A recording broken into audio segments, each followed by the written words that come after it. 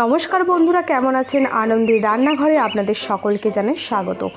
আজকে চলে এসেছি আপনাদের কাছে একটা মজাদার রেসিপি নিয়ে। কি বলুন তো?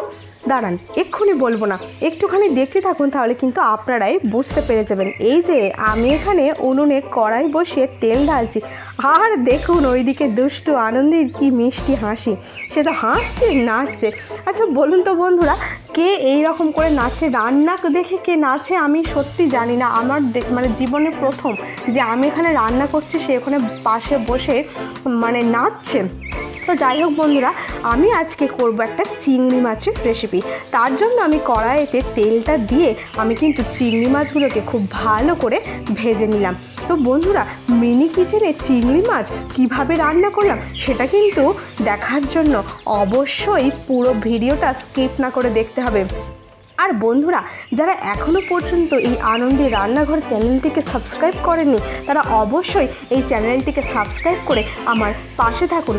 আর এই ছোট্ট আনন্দের দুষ্টু মিষ্টি কাহিনী আপনারা দেখুন, দেখলে আপনারা বুঝবেন এই মেয়েটাকে নিয়ে সারাদিন কি করা হয়। এইটুকু সময়ে ভাবুন, সে এত পরিমাণে পেকে গেছে যে কি বলবো। যাই হোক বন্ধুরা, আমি এখানে চিংড়ি মাছ ভাজছিলাম আর তেল ছিটকাচ্ছিল, তাই তাকে আমি দূরে সরিয়ে রাখলাম, কারণ তেল ছিটকালে বাচ্চার গায়ে লাগলে খুব ওর কষ্ট হবে, তাই ওকে সরিয়ে নিলাম। আর এদিকে আমি চিংড়ি মাছগুলো খুব ভালো করে ভেজে নিলাম। তো বন্ধুরা, আপনাদের কাদের কাদের চিংড়ি মাছ খেতে ভালো লাগে তারা কিন্তু অবশ্যই কমেন্ট করে জানাবেন। আজকে আমি কি বানাচ্ছি বলুন তো? আজকে বানাচ্ছি আমি চিংড়ি মাছের মালাইকারি। তো বন্ধুরা, আপনাদের কাদের কাদের এই চিংড়ি মাছের মালাইকারি পছন্দ তারা তাড়াতাড়ি কিন্তু কমেন্ট করে জানাতে ভুলবেন না। দেখুন বন্ধুরা, আমার এদিকে চিংড়ি মাছগুলো খুব ভালো করে ভাজা হয়ে গেলে আমি কিন্তু সেগুলোকে তুলে নিলাম। কিসে বলুন তো বন্ধুরা? কাঁঠাল পাতাতে।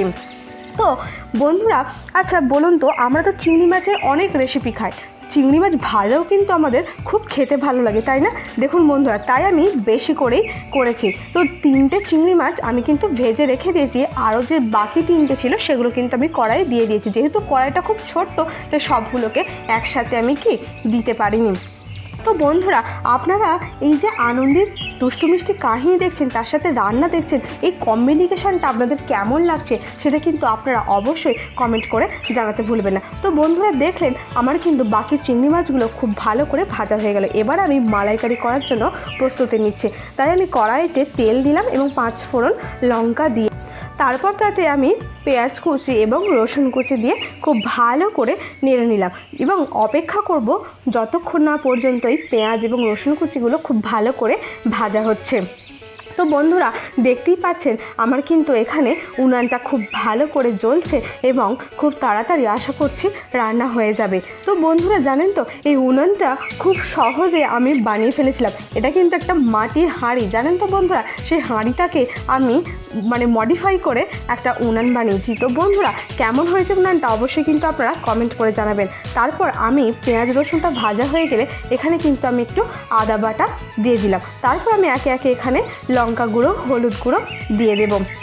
তো দেখতেই পেলেন বন্ধুরা, আমি লঙ্কা গুঁড়ো দিয়ে দিলাম, এরপর আমি কিন্তু এখানে হলুদ গুঁড়ো দিয়ে দেবো। দিয়ে কিন্তু মশলাটাকে খুব ভালো করে কষিয়ে নেব, আর অল্প পরিমাণে কিন্তু আমি লবণও দিয়ে দিলাম। এবার এখানে মশলাটা আমি কষিয়ে নেব।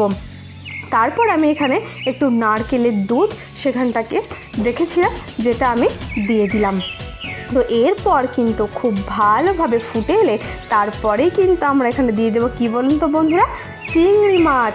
তো বন্ধুরা, চিংড়ি মাছের এই রকম রেসিপি আপনারা কারা কারা বাড়িতে বানিয়ে খেয়েছেন বা কারা কারা খেতে চান অবশ্যই কিন্তু কমেন্ট করে জানাতে ভুলবেন। তারপর আমি এখানে যে নারকেলের দুধ এবং মশলাগুলো দিয়েছিলাম সেগুলো সব ফুটে এলে আমি কিন্তু এখানে চিংড়ি মাছগুলো দিয়ে দিলাম।